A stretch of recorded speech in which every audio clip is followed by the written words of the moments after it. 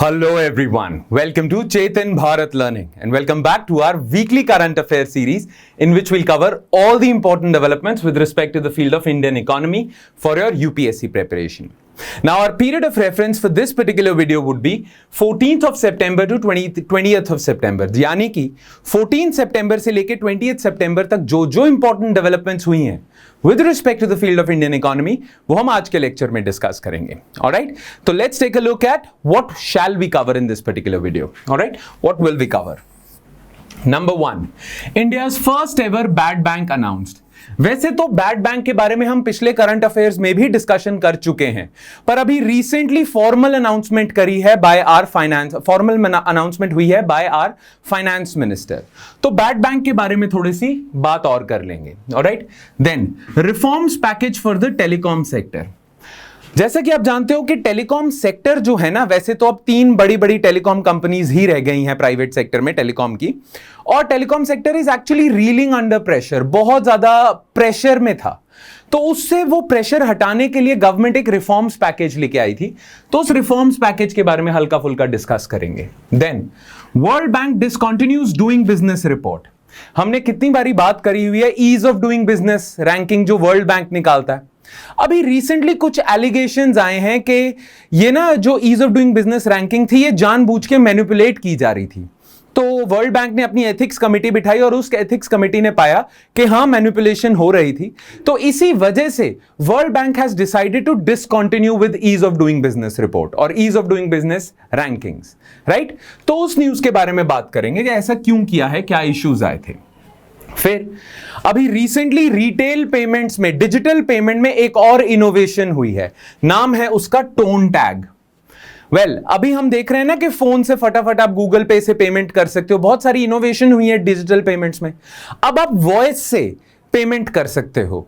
आपकी voice recognise कर ली जाएगी, एक यूनिक वॉइस होगी और उस वॉइस से आप ऐसे बोलोगे कि 100 रुपए दे दो और 100 रुपए ट्रांसफर हो जाएंगे बैंक से. राइट, एक कंपनी है टोन टैग नाम से ही, बैंगलोर बेस्ड स्टार्टअप था, उसी की ये इनोवेशन थी और आरबीआई अब इस इनोवेशन को आगे लेके जा रहा है.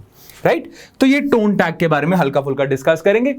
और जैसे कि हमेशा एंड में होता ही है, I give you certain articles to read yourself. मैं कुछ आर्टिकल्स शॉर्टलिस्ट करता हूं और वो आपको प्रोवाइड करता हूं ताकि आप उसे खुद से पढ़ें. खुद से पढ़ने का मेन ऑब्जेक्टिव है कि आपकी एक तो रीडिंग हैबिट बेटर होगी, दूसरे आपके जो न्यूज़पेपर में जिस लैंग्वेज में आर्ग्यूमेंट्स लिखते हैं ना न्यूज़पेपर वाले, वही लैंग्वेज में अगर आप अपने आंसर देखो तो बहुत बेटर होगा. तो मेंस आंसर राइटिंग बेटर होती है और साथ ही साथ आपकी एसे राइटिंग भी बेटर होती है if you have a habit of reading newspapers. So again I will give you some articles for you to read yourself. Alright, और एंड में इस लेक्चर से रिलेटेड कुछ MCQs for your practice. Prelims की practice भी हमें साथ साथ करते रहना चाहिए. राइट, चलो फिर बिना किसी देरी के स्टार्ट करते हैं पहले इशू से, India's first ever bad bank. Now इससे रिलेटेड बहुत आर्टिकल्स आए थे. 2 आर्टिकल हमारे लिए इंपॉर्टेंट थे, एक हिंदू न्यूज़पेपर में और एक इंडियन एक्सप्रेस में. तो इन दोनों आर्टिकल्स में मेजरली सारी डिटेल्स दी हुई हैं, तो वही हम शॉर्टलिस्ट करके देखेंगे कि क्या क्या इंपॉर्टेंट चीजें हमें पता होनी चाहिए with respect to bad bank. Alright, so पहले तो देखते हैं what's in the news. One of the key proposal of this year's budget has come to fruition with establishment of India's first bad bank. ये जो bad bank बनाना है, अभी देखते हैं बैड बैंक है क्या. ये जो बैड बैंक बनाने की अनाउंसमेंट की गई थी ना, वो इस साल के बजट में ही फाइनेंस मिनिस्टर ने कर दी थी. A National Asset Reconstruction Company Limited (NARCL) has already been established under the Companies Act, which will acquire stressed assets worth 2 lakh crore from various commercial banks in different phases. Next, another entity, India Debt Resolution Company Limited, which has also been set up, will then try to sell the stressed assets. ये NARCL और IDRCL मिला के बनाते हैं bad bank. Clear, ये दोनों मिला के बैड बैंक बनाएंगे और इनकी सक्सेस के लिए गवर्नमेंट ने कुछ गारंटी भी दी है. 30,600 करोड़ की गारंटी भी ली है. ना ये क्या सिस्टम है, यह समझने के लिए आपको एक बैकग्राउंड में जाना पड़ेगा कि need for a bad bank क्यों है, बैड बैंक चाहिए क्यों है हमें, और बैड बैंक होता क्या है. राइट, ध्यान से सुनना. देखो, एक जो बैंक होता है उसका बेसिक पर्पस क्या होता है हम बहुत बारी डिस्कस कर चुके हैं, एक बारी दोबारा डिस्कस कर लेते हैं. ये बैंक ना लोगों से डिपॉजिट्स लेते हैं और उन्हें उन डिपॉजिट पे 4% का, एक्चुअल फिगर नहीं है 4%, बस इस एग्जांपल के लिए बता रहा हूं। लेट्स सपोज ये पर्टिकुलर बैंक लोगों से डिपॉजिट ले रहा है और उनको 4% रिटर्न दे रहा है, ठीक है। लोग इसके पास डिपॉजिट कर देंगे और यही डिपॉजिट ना इस बैंक की लायबिलिटी भी गिनी जाएगी। क्यों? क्योंकि ये पैसा कभी ना कभी तो वापस करना है, जब डिपॉजिटर्स मांगेंगे अपना पैसा बैंक को वापस करना पड़ेगा, तो ये बैंक की लायबिलिटी है। अब इस पैसे को बैंक यूज करता है आगे लोन देने में, और बैंक आगे लोन दे देता है 6% पे। डिपॉजिटर से पैसा लिया 4% पे और आगे लोन दे दिया 6% पे। अगेन एग्जांपल है। नाउ ये जो लोन है ये बैंक का एसेट गिना जाता है, ठीक है। क्यों एसेट क्यों है? क्योंकि इससे बैंक को रिटर्न मिल रही है ना। ये बैंक ने जो लोन दिया है उस पे हर साल उसे इंटरेस्ट मिलता है, रिटर्न आती है, तो ये बैंक का एसेट है। अब बैंक ने 4% पे डिपॉजिट लिया, 6% पे आगे लोन आउट कर दिया। ये जो बीच का अमाउंट है जो ये बैंक पैसा कमा रहा है 2% का, इसे हम बैंक का स्प्रेड कहते हैं, और इसी से ही बैंक पैसे कमाता है। बैंक आपसे पैसा लेता है डिपॉजिट के फॉर्म में कम इंटरेस्ट रेट पे और उसे आगे लोन आउट कर देता है हायर इंटरेस्ट रेट पे, और वो जो बीच का डिफरेंस है स्प्रेड, उसी से पैसा कमाता है। क्लियर? नाउ बैंक ने आपसे पैसा तो ले लिया, ठीक है, और आप कभी अपना पैसा विड्रॉ भी कर लोगे। उसी पैसे को बैंक ने आगे लोन आउट भी कर दिया, ठीक है। नाउ लेट्स सपोज ऐसी सिचुएशन आ जाती है कि बहुत सारे लोन्स जो बैंक ने दिए हैं वो वापस ही नहीं आते। जो बैंक ने इधर लोन्स दिए हुए हैं वो वापस ही नहीं आ रहे, ठीक है। जब ऐसा होगा तो हम कहेंगे ये लोन बन गया है non performing asset. Again loan bank का एसेट होता है और ये नॉन परफॉर्मिंग है, अब इससे रिटर्न नहीं आ रही ना। आप देख सकते हो अगर कोई लोन नॉन परफॉर्मिंग एसेट हो जाता है तो बैंक को नुकसान ही होता है, बिकॉज बैंक का ये खुद का पैसा नहीं है जो बैंक ने दिया है, डिपॉजिटर्स का पैसा ही बैंक ने आगे लोन आउट करा हुआ है। अगर बैंक के बहुत ज्यादा एनपीए हो जाएंगे तो बैंक इन डिपॉजिटर्स का पैसा दे कैसे पाएगा, वापस कैसे देगा, क्योंकि इन्हीं का पैसा लेके तो आगे दिया हुआ है, राइट। जब भी किसी बैंक के बहुत ज्यादा एनपीएस बढ़ जाते हैं ना तो वो बैंक फेलियर की तरफ चलने लग जाता है, जैसे येस बैंक के साथ हुआ था। उसके इतने लॉसेस हो गए थे कि वो अपने डिपॉजिटर्स के पैसे ही वापस नहीं दे पा रहा है, राइट। फिर आरबीआई को उसे बचाना पड़ा। खैर ये एक बेसिक फंक्शन होता है ना। बैंक्स के कुछ तो एनपीए होते ही रहते हैं, छोटे मोटे थोड़े बहुत एनपीए बैंक सहन कर लेता है, ठीक है, थोड़े बहुत एनपीए बैंक सहन कर लेता है। पर अगर बैंक के एनपीए का रेशियो बहुत ज्यादा बढ़ जाए तो बैंक क्राइसिस की तरफ जाने लग जाता है, राइट। नाउ एनपीए बैंक की बैलेंस शीट में एनपीए होना ना बैंक के लिए नुकसानदायक है। क्यों? और एक पॉइंट से ज्यादा अगर बैंक की बैलेंस शीट में एनपीएस हो जाएं तो बैंक के लिए नुकसानदायक है और बैंक को प्रॉब्लम होती है। नाउ वो कौन सी प्रॉब्लम है? What generally happens when proportion of bad loans as a percentage of total loans increases. By the way NPA को ही हम बैड लोन्स भी कहते हैं, नॉन परफॉर्मिंग एसेट्स को हम बैड लोन्स भी कह देंगे जिनसे पैसा ही नहीं आ रहा है वापस, राइट ना। जब भी बैंक के एक पर्टिकुलर परसेंटेज से ज्यादा एनपीएस बढ़ने लग जाते हैं, बैड लोन्स बढ़ने लग जाते हैं, तो बैंक्स के साथ दो चीजें होती हैं। एक, बैंक के प्रॉफिट्स कम होने लग जाते हैं, बैंक्स बिकम लेस प्रॉफिटेबल। क्यों? क्योंकि वो जो पैसा है बैंक ये जो बैंक पैसा वापस देगा, राइट, ये यहां से प्रॉफिट कमाएगा, कुछ अपना प्रॉफिट रखेगा, तभी इनका पैसा वापस दे पाएगा। अब जब बैंक के एनपीए होने लग जाएंगे ना तो बैंक को अपने दूसरे लोन्स का जो प्रॉफिट है उसे यूज करना पड़ेगा इन एनपीएस को कवर करने के लिए, क्योंकि है तो ये इन्हीं लोगों का पैसा। अगर यहां से पैसा वापस नहीं आ रहा तो भी बैंक को वापस तो कुछ करना ही है, तो बाकी लोन से जो बैंक्स को प्रॉफिट हो रहा है फिर बैंक को उन प्रॉफिट्स को यूज करना पड़ता है इन्हें कवर करने के लिए, अपनी इन लायबिलिटीज को कवर करने के लिए। तो बैंक के प्रॉफिट्स कम होने लग जाते हैं, बैंक्स बिकम लेस प्रॉफिटेबल। दूसरी चीज, banks become more risk averse.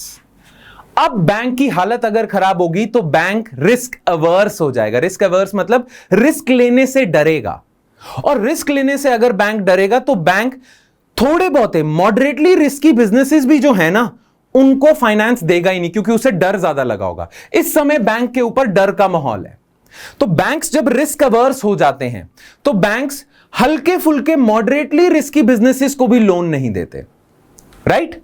और दूसरी चीज, आपको पता है बैंक्स अगर रिस्की एसेट्स को लोन देते हैं ना तो वो एक कंडीशन पे देते हैं कि हम ज्यादा इंटरेस्ट रेट लेंगे। तो बैंक्स जब रिस्की एसेट्स को लोन देते हैं ना तो वो बैंक को इंटरेस्ट रेट भी अच्छा खासा मिलता है। पर इस समय बैंक्स डरे हुए हैं, तो बैंक्स रिस्की एसेट्स को लोन नहीं दे रहे, इंटरेस्ट रेट भी कम आएगा, सेफ एसेट्स में डालते जा रहे हैं। प्लस बहुत सारे ऐसे बिजनेसेस हैं जो रिस्क ले रहे हैं, ठीक है, नई इनोवेशन कर रहे हैं, नया स्टार्टअप है, नया एमएसएमई है, इनोवेशन लेके आ रहे हैं ना। इनोवेशन हमेशा रिस्की होती है। अगर रिस्क के डर से इनोवेशन ही ना हो तो प्रॉब्लम है इकोनॉमी के लिए। अब ये जो रिस्क लेने वाले बिजनेस हैं, जो इनोवेशन में रिस्क ले रहे हैं, इन्हें फाइनेंस चाहिए अगर इकोनॉमी को आगे बढ़ना है। भाई आप आगे नहीं बढ़ते, आपकी इकोनॉमी आगे नहीं बढ़ती अगर आपकी रिस्क टेकिंग एबिलिटी नहीं है ना। अगर बैंक्स इन इनोवेटिव स्टार्टअप्स को देगी ही नहीं फाइनेंस, तो ये इनोवेटिव स्टार्टअप्स आगे कैसे बढ़ेंगे? तो इकोनॉमी में ना क्रेडिट फ्लो रुक जाता है। मॉडरेटली रिस्की भी जो बिजनेसेस होंगे ना, बैंक्स उन्हें देने से डरेंगे, राइट? तो क्रेडिट फ्लो इकोनॉमी में रुक जाएगा। जो फुल क्रेडिट फ्लो होना चाहिए था ना, पैसे का फ्लो होना चाहिए था इकोनॉमी को बढ़ाने के लिए, वो रुक जाता है। ये तो होता है बैंक्स के साथ। फिर भी एक दो बैंक्स के साथ हो रहा है तो कोई प्रॉब्लम नहीं। बट इंडिया में अगर सारे बैंक्स के एनपीएस बढ़ने लग जाएं, जो इंडिया के साथ हुआ था, अभी भी चल रहा है, जब सारे बैंक्स, नॉट जस्ट इक्का दुक्का बैंक्स, सारे बैंक्स के एनपीए बढ़ने लग जाए ना, तो ओवरऑल बैंकिंग सिस्टम कोलैप्स कर सकता है। और वो अगर हो जाए तो बहुत बुरा है आपके फाइनेंशियल सिस्टम के लिए, राइट? ये चीज है। In India the level of NPAs rose alarmingly since 2016। 2008-9 से स्टार्ट हो गया था, पर अलार्मिंग लेवल पे बढ़ गया था ना। बैंक्स के एनपीए क्राइसिस से एक और नुकसान होता है। बैंक्स का ना ज्यादातर time, money, resources loan recover करने में लग जाता है। जैसे ही कोई एनपीए होगा, बैंक के ज्यादातर लोग, बैंक के ज्यादातर रिसोर्सेज लोन रिकवरी में लग जाएंगे। वही रिसोर्सेज फ्रेश लोन्स जनरेट करने में लगा सकते थे, पर फ्रेश लोन्स जनरेट करने से हटा के लोन रिकवरी में लगा दिए। तो इकोनॉमी में वैसे भी क्रेडिट फ्लो ड्राई होता जाएगा, क्योंकि फ्रेश लोन्स जनरेट करने में जो रिसोर्सेज थे वो अब डाइवर्ट हो चुके हैं, राइट? और बैंक्स का सारा ध्यान उधर लगा हुआ है। तो ना इसके लिए किसी ने एक आइडिया दिया था, एक होती है asset reconstruction company. Asset reconstruction company क्या करती है? बैंक से ना उनके बैड लोन्स परचेज कर लेती है। लेट्स सपोज एक बैंक ने किसी को 100 रुपए का लोन दिया हुआ था और वो अब एनपीए हो गया। अब ना ये एआरसी आएगी और उस बैंक को बोलेगी, देखो ये 100 रुपए तो आपके जा ही रहे हैं, डूब ही रहे हैं, 60 रुपीज में मुझे ये पूरा का पूरा लोन दे दो। दैट मीन्स आपको 60 रुपीज में दे दूंगा और ये जो लोन है अब ये मेरा है, इससे पैसा रिकवर करने की जिम्मेदारी मेरी, और मैं इससे जैसे भी रिकवर करूं पैसा, वो मेरी एक्सपर्टीज है, मैं हूं ही एक्सपर्ट इस फील्ड का। इससे क्या होगा? बैंक्स की बैलेंस शीट साफ होने लग जाएगी। बैंक्स की बैलेंस शीट में जो एनपीए का धब्बा पड़ा हुआ है वो साफ होने लग जाएगा। जैसे ही ये एआरसी ये एनपीए परचेज कर लेती है, ये एनपीए बैंक की बैलेंस शीट से हट जाता है और इस एनपीए को बेच के जो पैसा मिला है वो बैंक को मिल गया। बैंक अब अपनी रिसोर्सेज जो डाइवर्ट करी हुई थी वो अब वापस फ्रेश लोन्स जनरेट करने में लगा देगा। और ये एआरसी जाने, इसका काम जाने कि इस एनपीए से इसने पैसा कैसे रिकवर करना है। ये होती है एआरसीज। नाउ एआरसीज अगर बड़े लेवल पे हो, अब गवर्नमेंट ने सोचा है कि हम एक इतनी बड़ी एआरसी बनाएंगे जो मैक्सिमम जितने भी बैंक्स हैं उन सब के एनपीएस परचेज करके खुद रिकवर कर लेगी। इस आइडिया को कहते हैं बैड बैंक। बैड बैंक वो एआरसी है जो बड़े लेवल पे ऑपरेट कर रही है। Bad bank is not actually a bank, it is a financial institution that purchases bad loans from banks. ये होता है बैड बैंक। तो बैड बैंक एक फॉर्म ऑफ एआरसी ही है लार्जर लेवल की, कि सारे पब्लिक सेक्टर बैंक से उनके सारी एनपीएस खरीद लिए एक सिंगल सूप में, एक बारी में सारे वो खरीद लिए। ठीक है, ये होता है बैड बैंक। और गवर्नमेंट बहुत टाइम से सोच रही है और गवर्नमेंट ने अब ये बैड बैंक एस्टैब्लिश भी कर दिया। न्यूज पे आए अगर वापस, तो गवर्नमेंट ने बनाई है national asset reconstruction company limited.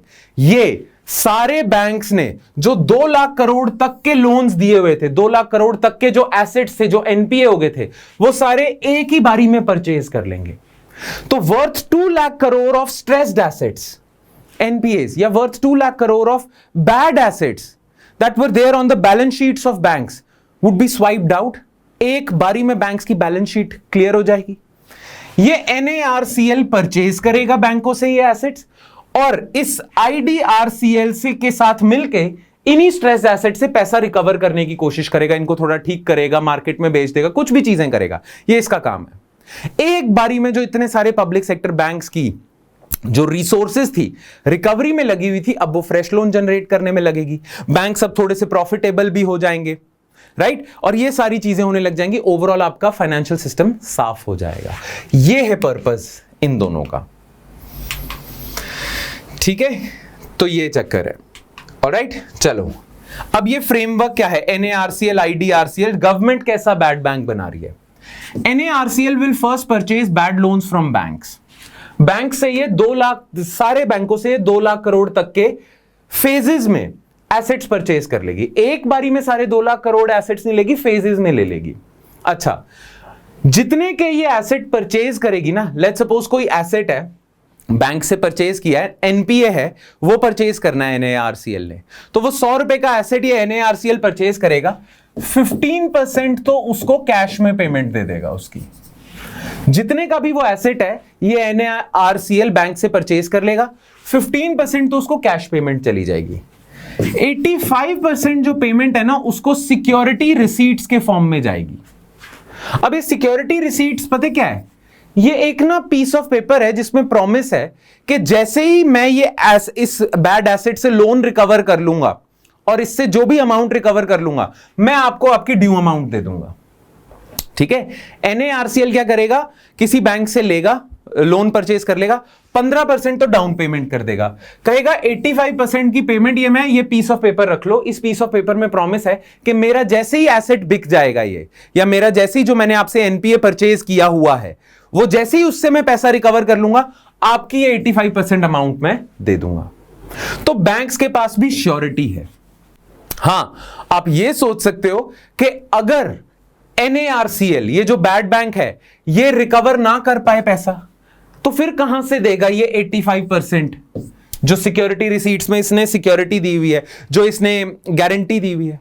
अगर NPA ले लिया और वो NPA से पैसा ना रिकवर हुआ तो चलो 15% पेमेंट तो बैंक के पास आ गई, ये 85% कहां से करेगा अगर वो बिका ही नहीं। उसके लिए गवर्नमेंट ने एस्टैब्लिश करा एक फंड जिसे हम कहते हैं ये गारंटी फंड। गवर्नमेंट ने साइड पे 30,000 करोड़ 30,600 करोड़ साइड पे रखे हुए हैं कि कुछ एसेट्स NARCL से बिकेंगे नहीं, बैड बैंक से बिकेंगे नहीं, या लॉस में बिकेंगे, या इतना पूरी अमाउंट रिकवर नहीं होगी। तो अगर पूरी अमाउंट रिकवर नहीं होगी तो बैंक्स तो डर जाएंगे। तो बैंक्स को बोला हुआ है कि पूरी अमाउंट अगर रिकवर नहीं हुई तो भी आपको तो आपका 85% मिल जाएगा। गवर्नमेंट ने हमें यह दिया हुआ है साइड पे कि अनलेस पैसा नहीं मिलता पूरा तो इसमें से ले लेना। ये गारंटी ली हुई है गवर्नमेंट ने, इसे कह रहे हैं बैकस्टॉप गारंटी, ठीक है। तो ये है फ्रेमवर्क, वही लिखा हुआ है, क्लियर। एडवांटेज क्या है बैड बैंक के, हम ऑलमोस्ट डिस्कस कर चुके हैं, फिर भी देख लेते हैं। It will clean the balance sheet of several banks with a single sweep, this will enhance their profits, हम जानते हैं NPA से प्रॉफिट कम होते हैं, and bring a little improvement in their risk averse nature. When banks will give up their risk-averse nature, it shall improve the overall credit flow in the economy, which is very important for a rapid and stable economic recovery. अभी times भी तो खराब चल रहे हैं economic recovery के, तो वो हो जाएगी। The rupees 30,600 crore backstop guarantee, ये जो government guarantee ले रही है, will help in quicker resolution and allow better realization of value from these bad assets. क्योंकि अब बैंक secure feel करेंगे तो दे भी देंगे, बेच भी देंगे, और क्योंकि गवर्नमेंट की गारंटी है तो इस सेफ्टी नेट के साथ बेटर भी बिकेंगे ये assets. Improvement in the overall health of the banking sector, specially the public sector banks, which would reduce the burden on tax pairs in the long run. देखो जो public sector banks है ना India के, वो losses से गुजरते हैं ना, अगर उनको लॉसेस हो रहे हैं, उनको फेलियर हो रहा है, तो उसे गवर्नमेंट बचा लेती थी, गवर्नमेंट उसको पैसा दे देती थी और वो पब्लिक सेक्टर बैंक्स फिर भी बचे रहते थे। जबकि बुरे हाल चल रहे थे पब्लिक सेक्टर बैंक्स के, फिर भी गवर्नमेंट बचा लेती थी ना। गवर्नमेंट के पास पब्लिक सेक्टर बैंक्स को बचाने का पैसा कहां से आया? टैक्स पेयर से। तो ये जो पब्लिक सेक्टर बैंक्स हैं, इनके लॉसेस एक तरह से बर्डन है टैक्स पेयर पे, तो ये लॉन्ग रन में टैक्स पेयर से बर्डन हटेगा। A healthy banking ecosystem is essential for the stability of financial system and robust recovery of the economy. ठीक है, तो ये तो एडवांटेजेस हैं। पर अभी भी कुछ क्रिटिक्स ऐसे हैं जो कह रहे हैं ठीक है, अच्छा स्टेप है, पर ये सारी प्रॉब्लम्स नहीं सॉल्व करेगा। अभी भी इस प्रपोजल के साथ कुछ चीजें बुरी हो सकती हैं। नो डाउट ये अच्छी इंटेंशंस के साथ लेके आया गया प्रपोजल है, पर अभी भी कुछ चीजें ऐसी हैं जो बुरी जा सकती हैं डिस्पाइट दिस प्रपोजल। वो क्या है, डाउनसाइड रिस्क्स क्या है? Critics of the bad bank concept, however, contend that the government's role in guaranteeing some part of NPAs could lead to laxity on the part of bankers in assessing risk and thus creating fresh dodgy loans. ठीक है कि government guarantee ले रही है ना 30,000 करोड़ की, तो अब बैंक्स ना और सिक्योर होंगे और अब खुल के रिस्की लोन्स भी देने लग जाएंगे। अभी ही जब उनकी सिचुएशन ठीक हो जाए तो रिस्क एवर्स नेचर कम करो, पर अभी ही खुल के आप करोगे तो उन्हें पता है कि गवर्नमेंट फिर ये ले लेगी।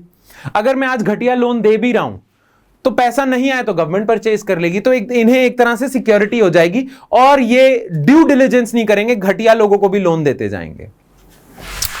The burden on taxpayers might not reduce if the bad bank is unable to sell the impaired assets.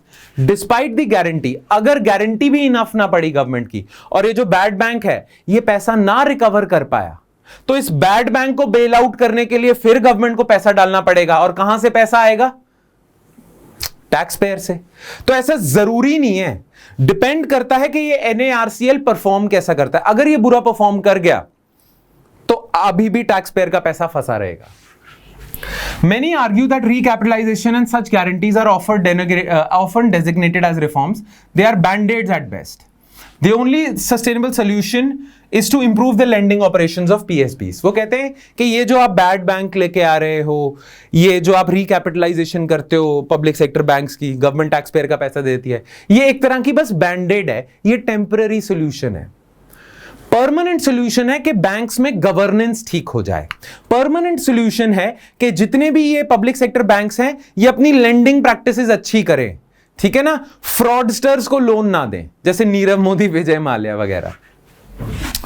अच्छा, एक और चीज ये इंटरनेशनल बैंक ऑफ सेटलमेंट ने भी कहा है, एक उन्होंने अपना पॉइंट रेज करा है कि रिकैपिटलाइजेशन और बैड बैंक का कॉन्सेप्ट साथ साथ चलना चाहिए। आइसोलेशन में एक भी करोगे काम नहीं करेगा, ठीक है। तो ये आर्ग्यूमेंट आप अपने आंसर्स में यूज जरूर करना। Clear?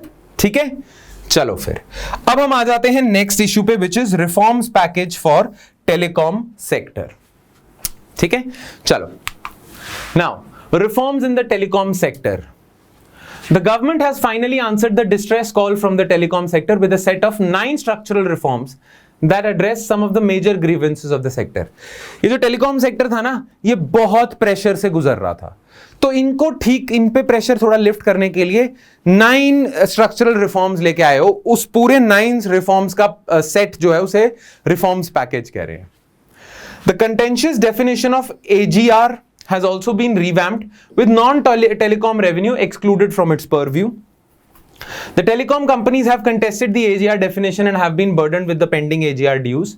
FDI reforms have also been announced and will boost investment in this capital-intensive sector. Now, AGR क्या है? ध्यान से सुनना। AGR ना बड़ा contentious issue था। देखो, ये टेलीकॉम कंपनीज है ना, इन्हें टैक्स देना पड़ता है, ठीक है, और इनका टैक्स पता है किस पे कैलकुलेट होता है? लेट्स सपोज 10% टैक्स है,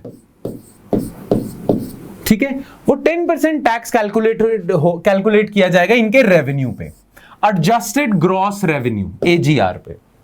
नाउ जितना भी रेवेन्यू टेलीकॉम कंपनीज को आता है ना, वो 2 तरीकों से आता है। एक तो होता है रेवेन्यू फ्रॉम टेलीकॉम सर्विसेज, जैसे कि मोबाइल कनेक्ट, जैसे कि आप अपने रिचार्ज वगैरह कराते हो है ना फोन का, उससे जो पैसा आ रहा है वो टेलीकॉम सर्विसेज रिलेटेड रेवेन्यू है। एक होता है नॉन टेलीकॉम सर्विसेज रेवेन्यू, वो भी कई फॉर एग्जांपल एयरटेल के पास कुछ लैंड पड़ा हुआ बहुत ज्यादा, वो उसने रेंट पे दे दिया, उससे रेंटल इनकम आ रही है। अब वो टेलीकॉम सर्विसेज से तो रेवेन्यू नहीं आ रहा है, वो उसका साइड ऑपरेशन है, ठीक है। किसी को लोन दे दिया एयरटेल ने, उस पर इंटरेस्ट आ रहा है, ठीक है, और बहुत सारे ऐसे चीजें वो कर सकता है साइड बाय साइड। मेन काम उसका टेलीकॉम सर्विसेज का है, पर साइड बाय साइड और भी बहुत सारी चीजें हैं जिसके थ्रू वो पैसा कमा सकता है, जैसे मैंने आपको एग्जांपल दिया लैंड पे रेंट का, राइट। नाउ ये टेलीकॉम कंपनीज कहती हैं कि ये जो 10% टैक्स लगे ना, वो सिर्फ इस पे लगे, पर सुप्रीम कोर्ट और गवर्नमेंट ने कांग्रेस के टाइम से कहा हुआ था नहीं, ये जो 10% टैक्स है ये हम दोनों पे लगाएंगे ना। इस पे टेलीकॉम कंपनीज कहती थी कि यार ये क्या मतलब है, हम पे जो आप ये 10% लेवी लगा रहे हो ये हमारे टेलीकॉम रेवेन्यू पे लगा रहे हो ना, तो आप ना ये एडजस्टेड ग्रॉस रेवेन्यू की डेफिनेशन चेंज करो। टेलीकॉम कंपनीज कह रही थी कि एडजस्टेड ग्रॉस रेवेन्यू की डेफिनेशन में सिर्फ यहां से रेवेन्यू इंक्लूडेड होना चाहिए। गवर्नमेंट कह रही थी कि दोनों से जो रेवेन्यू आ रहा है वो इसकी डेफिनेशन में जाएगा और जो 10% टैक्स लगेगा वो इस पे ही लगेगा। सो टेलीकॉम कंपनी कह रही है इसकी डेफिनेशन होनी चाहिए restricted to this only, government कह रही है ये दोनों। अब इसकी वजह से हुआ क्या था कि ये ना 2004-5 में टेलीकॉम कंपनीज ने कोर्ट में केस डाल दिया और बोल दिया कि हम पैसा देंगे 10% पर हम इसके हिसाब से ही देंगे, और उन्होंने कोर्ट में केस डाल दिया। अब कोर्ट में डिसीजन पेंडिंग था, तो जब तक कोर्ट में डिसीजन पेंडिंग होगा तो क्या होगा, जब तक कोर्ट में डिसीजन पेंडिंग है कंपनीज ने सोचा ठीक है जब तक डिसीजन नहीं आता तब तक तो हम यही दे रहे हैं, इस पे जो 10% देना है वो हम नहीं दे रहे, ठीक है। और कंपनीज को लगने भी लग गया कि जो कोर्ट्स हैं वो इवेंचुअली उनकी बात मान जाएंगी तो ये देना ही नहीं पड़ेगा। पर कोर्ट्स ने उनकी बात नहीं मानी, कोर्ट्स ने गवर्नमेंट की साइड दी, और कोर्ट्स ने ऊपर से पता है क्या कह दिया, कोर्ट्स ने कह दिया कि आपने जब तक केस पेंडिंग था इतने सालों तक इस पे 10% नहीं दिया, आपके बहुत सारे ड्यूज इकट्ठे हो गए हैं, बहुत सारे हजारों करोड़ों के ड्यूज इकट्ठे हो गए थे, वो फटाफट पे करो नहीं तो उन पे इंटरेस्ट लगता जाएगा। अब इस सिचुएशन में आके 2018 में जाके केस सॉल्व हुआ था और सुप्रीम कोर्ट ने कहा था यही है जी डेफिनेशन, गवर्नमेंट की बात सही है। अब उन्होंने तो सिर्फ इस पे ही दिया था, आज तक उनके ड्यूज इतने इकट्ठे हो गए, और ऑलरेडी वोडाफोन की हालत खराब थी, एयरटेल की हालत खराब थी, जियो तो फिर भी चलो डीप पॉकेट्स के साथ था, इन दोनों कंपनीज को नुकसान हो गया। अब इन दोनों कंपनीज को ऑलरेडी इतना नुकसान चल रहा है, ऊपर से अब ये ड्यूज की पेनल्टी लग गई, राइट। तो अब गवर्नमेंट ने कहा है कि हम समझते हैं कि ये बुरा है, गवर्नमेंट ने अब फाइनली जाके डेफिनेशन चेंज कर दिया और अब एजीआर की डेफिनेशन में ये इंक्लूडेड नहीं है। और जो उनके पुराने ड्यूज इकट्ठे थे ना उसमें गवर्नमेंट ने कह दिया है कि आप 4 साल तक नहीं पे कर सकते, आपको 4 ईयर का मॉरेटोरियम है कि 4 साल तक छोड़ो, आप ना पे करो, 4 साल तक अपने आप को संभाल लो, उसके बाद दे देना जो पुराने ड्यूज हैं। आज से एजीआर की डेफिनेशन में ये नहीं है, ठीक है। ये मेजर रिफॉर्म हुआ है जिससे ये जो कैश ट्रैप टेलीकॉम कंपनीज है, वोडाफोन एयरटेल जैसी, जिनके कैश की कमी है, वोडाफोन खासकर, उनको थोड़ी राहत मिली है। खैर मेजर रिफॉर्म्स भी देख लेते हैं क्या क्या है। एक तो एजीआर की डेफिनेशन चेंज करी है, फिर मॉरेटोरियम ऑन ड्यूज दे दिया है, फिर spectrum usage charges will be rationalised and there will be now a annual compounding of rates rather than monthly one. जो स्पेक्ट्रम यूजेज चार्जेस पे करने पड़ते हैं, गवर्नमेंट का स्पेक्ट्रम है वो स्पेक्ट्रम को यूज करने के चार्जेस देने पड़ते हैं टेलीकॉम कंपनीज को, गवर्नमेंट को, वो थोड़े कम किए जाएंगे ताकि इनको लॉसेस ना हो। क्योंकि इनको पता है क्या हो रहा है वोडाफोन जैसी कंपनीज को, कि ऑलरेडी जियो के आने की वजह से जो रेट्स हैं रिचार्ज वगैरह कितने सस्ते हो गए, नेट कितना सस्ता हो गया, तो कस्टमर से हम ज्यादा फीस ले नहीं पा रहे, पर गवर्नमेंट को हम स्पेक्ट्रम यूजेज चार्जेस पे इतना पैसा दे रहे हैं तो हमें तो लॉस हो रहा है।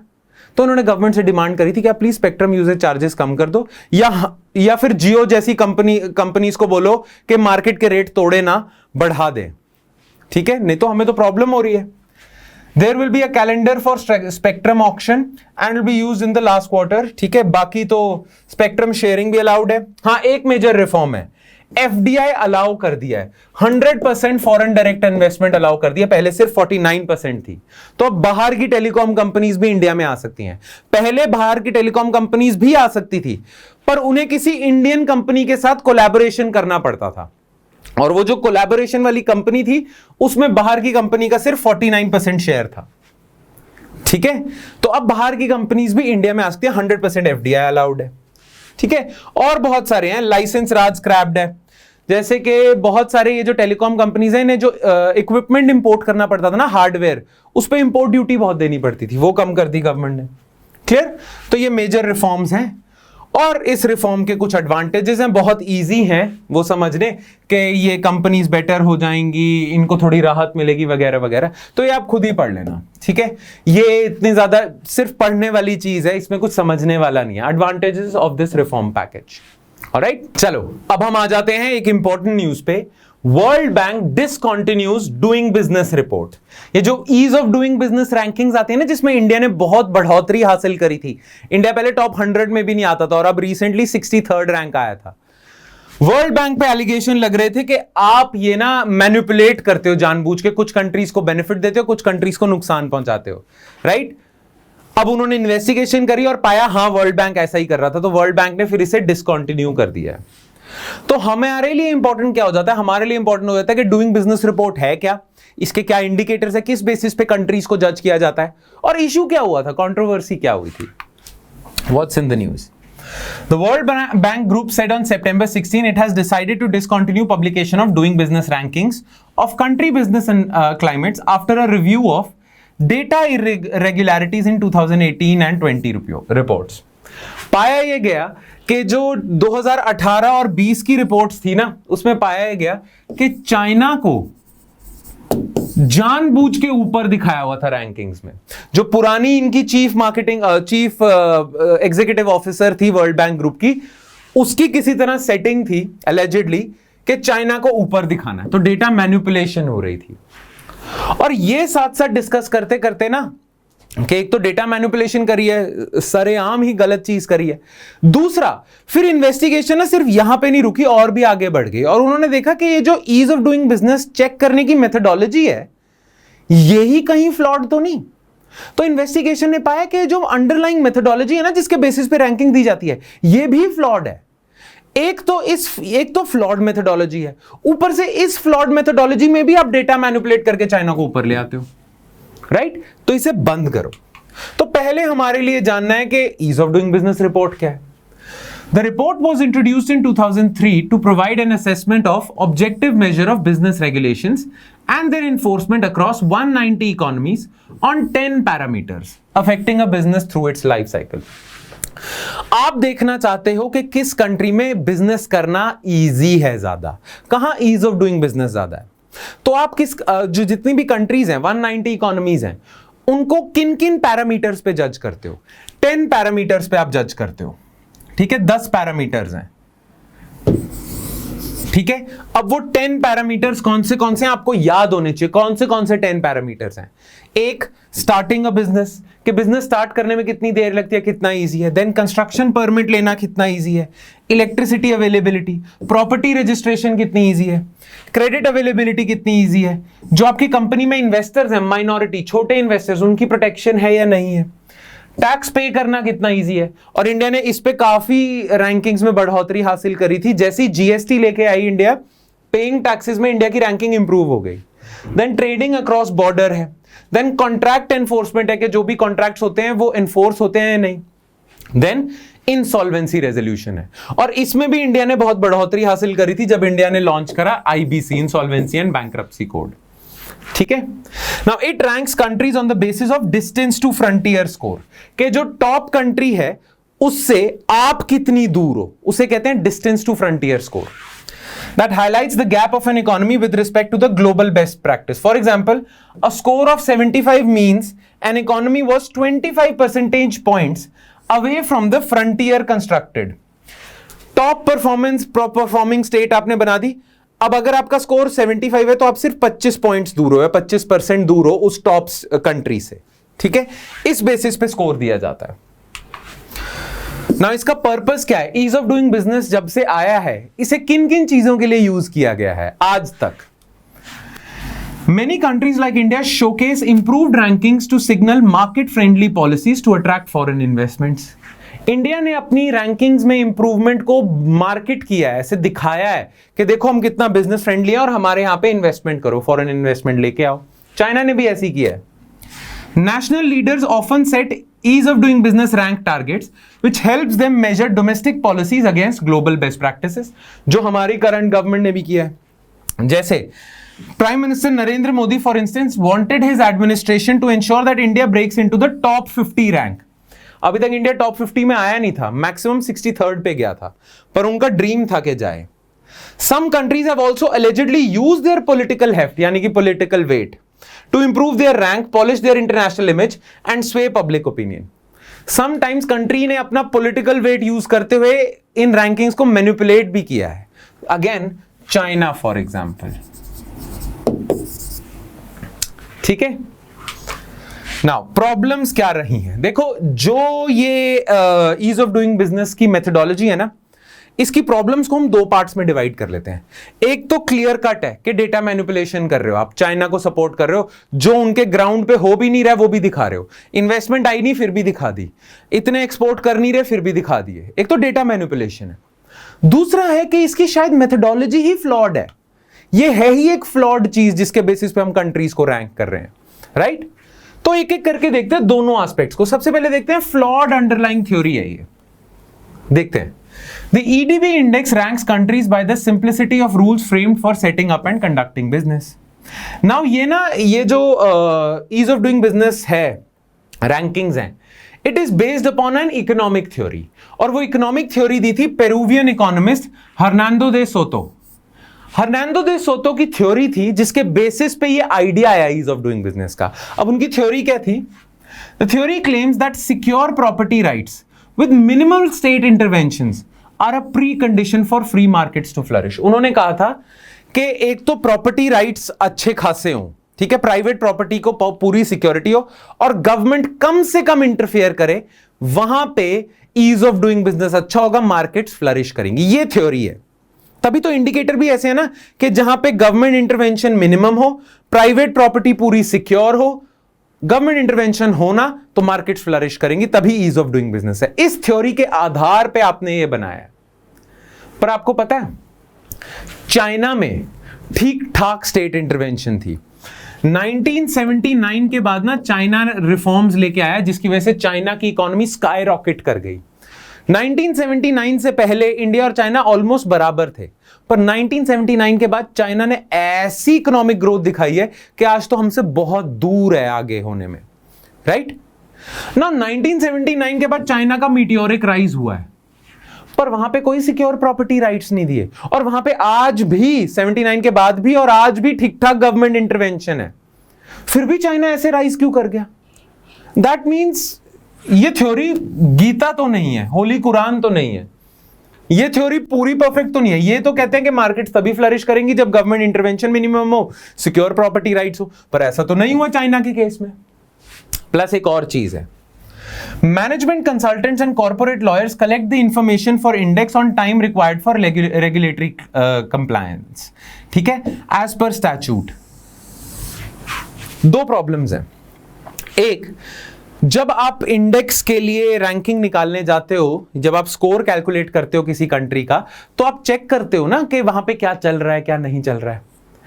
तो आप देखते हो कि गवर्नमेंट क्या पॉलिसी लेके आई है. अगर गवर्नमेंट अच्छी पॉलिसी लेके आई है, रैंक अच्छा कर दो. अगर गवर्नमेंट बुरी पॉलिसी लेके आई है, ज्यादा इंटरवेंशनिस्ट पॉलिसी लेके आई है, रैंक बुरा कर दो. ऐसे सर्वे करते हैं management consultants and corporate lawyers. ये सिर्फ देखते हैं कि गवर्नमेंट क्या पॉलिसी लेके आई है. गवर्नमेंट की पॉलिसी ग्राउंड पे कैसी चल रही है वो नहीं देखते. गवर्नमेंट ने बस ये कह दिया, चाहे उसमें से एक भी चीज ना कर रहे हो, गवर्नमेंट ने कह दिया हम ये करेंगे ये करेंगे ये करेंगे ये करेंगे, ऑन ग्राउंड कुछ भी ना हो रहा हो तो भी स्कोर अच्छा हो जाएगा, क्योंकि गवर्नमेंट ने एक बार कह दिया, गवर्नमेंट ने लॉ या रेगुलेशन में डाल दिया ना एज पर स्टैट्यूट डिजोर.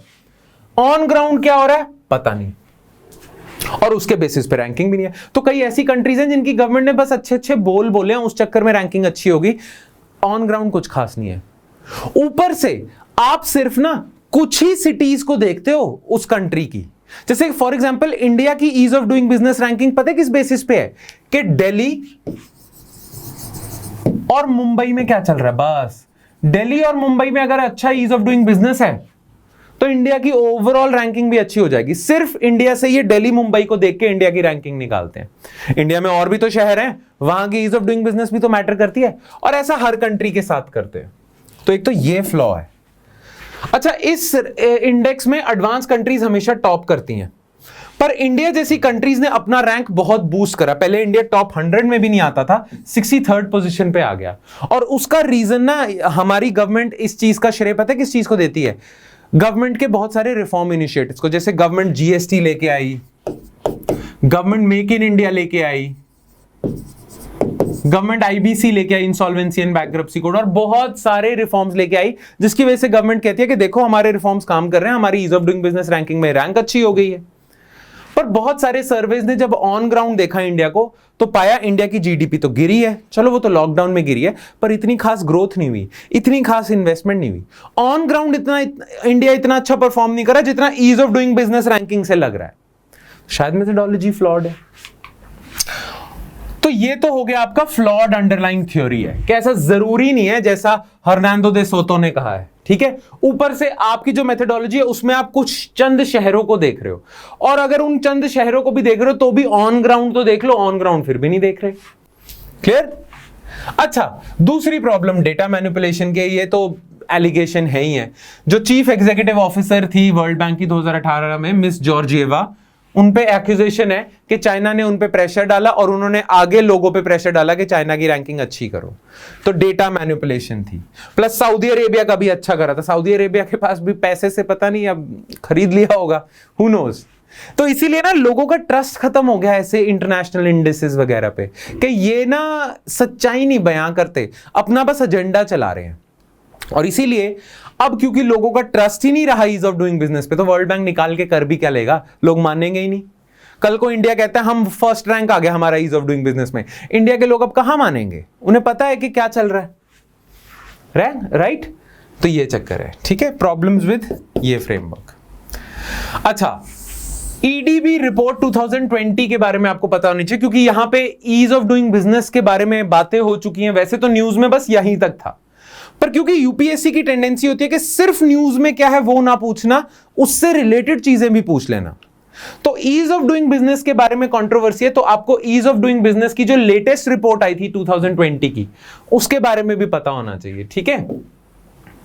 जैसे टॉप रैंक न्यूजीलैंड का आया था, इंडिया का 63rd पोजीशन थी, 2018 में 77 थी, 77 से हम 63rd हो गए थे, ठीक है। इंडिया का स्कोर भी इंप्रूव हुआ था, ठीक है। इंडिया साउथ एशिया में टॉप इकोनॉमी बन गई है साउथ एशियन कंट्रीज में, clear. The world bank will now include Kolkata and Bengaluru. World bank ने बोला कि पहले हम दिल्ली बॉम्बे में देखते थे, पर अब हम कोलकाता बेंगलुरु को भी देखेंगे, क्लियर। और इंडिया का रैंक एक्चुअली 4 पैरामीटर्स की वजह से इंप्रूव हुआ था, starting a business, construction permits, trading across borders, resolving insolvency, in 4 की वजह से रैंक इंप्रूव हुआ था। ये 2020 की रिपोर्ट है, क्लियर, ठीक है। ये पता होना चाहिए, क्वेश्चन पूछे जा सकते हैं। खैर, अब हम आ जाते हैं अपने लास्ट इशू पे, विच इज टोन टैग। इसमें ज्यादा एक्सप्लेनेशन नहीं है, ये एक थोड़ा ट्रिविया बेस्ड इंफॉर्मेशन है। बेंगलुरु बेस्ड स्टार्टअप है टोन टैग, उसने कहा है कि हम वॉइस रिकॉग्निशन को भी यूज कर सकते हैं पेमेंट करने में। अभी तो कई बार फिंगरप्रिंट को यूज कर रहे हैं, राइट, यूपीआई वगैरह यूज कर रहे हैं। हर बंदे की वॉइस यूनिक होती है, मतलब कि वैसे तो मिमिक्री वगैरह भी होती है, पर कुछ कुछ इंडिकेटर्स होते हैं जो यूनिकनेस देते हैं, कुछ होती हैं। तो वॉइस के बेसिस पे भी आप आगे रिटेल पेमेंट्स में यूज कर सकते हो, तो वो निकाला है टोन टैग। आरबीआई ने इसके पायलट प्रोजेक्ट्स भी रन कर दिए और आरबीआई कह रही है कि हम इसे लॉन्च कर देंगे। इसका फायदा क्या है कि बहुत सारे ऐसे लोग हैं जिनके पास स्मार्टफोन तो हैं पर वो टेक सैवी नहीं है, उन्हें स्मार्टफोन अच्छे से यूज नहीं करने आते, they are not digital savvy. उनके लिए बहुत सही हो जाएगा। कई लोगों को एप्स चलानी नहीं आती, बस फोन ले लिया। और बहुत सारे रूरल और रिमोट एरियाज हैं जहां पे यूपीआई अभी तक पहुंचा ही नहीं क्योंकि इंटरनेट कनेक्टिविटी नहीं है, वहां पे टोन टैग काम कर सकता है। तो रिमोट एरियाज में भी डिजिटल पेमेंट्स को पहुंचाना, रूरल एरियाज में भी डिजिटल पेमेंट्स को पहुंचाना, क्योंकि रूरल एरियाज में डिजिटल लिटरेसी इतनी ज्यादा नहीं है।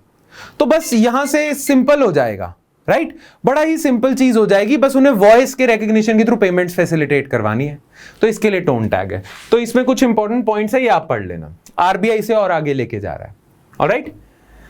नाउ विद दैट हमारा आज का लेक्चर खत्म होता है, हम एंड पे आ जाते हैं। एंड क्या है? Important articles to read. एक ही आर्टिकल मैं आपको दे रहा हूं जो आपने पढ़ना है, which is transient easing on fuel taxes and prices. अभी रिसेंटली इन्फ्लेशन का डेटा आया है और हमने इन्फ्लेशन पे बहुत बात कर ली है। हर ऑलमोस्ट 3-4 करंट अफेयर्स के बाद इन्फ्लेशन की न्यूज आई जाती है। तो इस बार इन्फ्लेशन के नंबर्स थोड़े कम आए हैं, थोड़ा बेटर हुआ है सिस्टम, और फ्यूल के जो प्राइसेस हैं वो भी थोड़े कम आए हैं। तो उस पे आर्टिकल है ना। ये मैं आपको खुद क्यों बोल रहा हूं, क्योंकि हमने बहुत बारी डिस्कस कर लिया है ना इन्फ्लेशन पे, तो इसमें जो भी टर्म्स यूज होंगे सीपीआई, डब्ल्यूपीआई वगैरह अब आपको आते ही हैं, क्लियर। तो ये एक बारी पढ़ लेना। क्यों फ्यूल प्राइसेस कम हो रहे हैं और क्या आगे भी कम होते जाएंगे या नहीं, ये सिर्फ एक वन ऑफ इवेंट है, आगे फिर बढ़ जाएंगे, ये आप पढ़ लेना। और एंड में है हमारे क्वेश्चंस। तो ये 2 क्वेश्चंस है, मैं रीड कर देता हूं, इनके आंसर्स आपने नीचे कमेंट सेक्शन में देने हैं। Alright, consider the following statement regarding banking system. 1, loans given by banks are considered that bank's assets, whereas deposits accepted are that bank's liabilities. Increased gross NPA ratio makes a bank more risk averse. The idea of bad bank was formulated to improve poor governance in the banking system. आपने बताना है which of the above statements are correct. Then next, which of the following is not an objective of tone tag? Financial inclusion, enhanced access to retail payments, aims to replace the current UPI models of payment, enhance coverage of digital payments to rural and remote areas. दोनों के answer बताने आपने, ठीक है? चलो फिर, that's it from my side guys. I hope you liked today's lecture and I hope you like our subsequent lectures as well. चलो फिर, that's it from my side guys. कोई डाउट हो तो जरूर पूछना। Thank you. Hi, अगर आपको ये लेक्चर पसंद आया then do subscribe to our channel. And if you are serious for UPSC 2022, then आप हमारा कॉम्प्रिहेंसिव कोर्स चेकआउट कर सकते हैं। कोर्स की डिटेल्स नीचे डिस्क्रिप्शन सेक्शन में आपको मिलेगी, नहीं तो आप हमें कॉल कर सकते हैं नीचे दिए गए नंबर पर।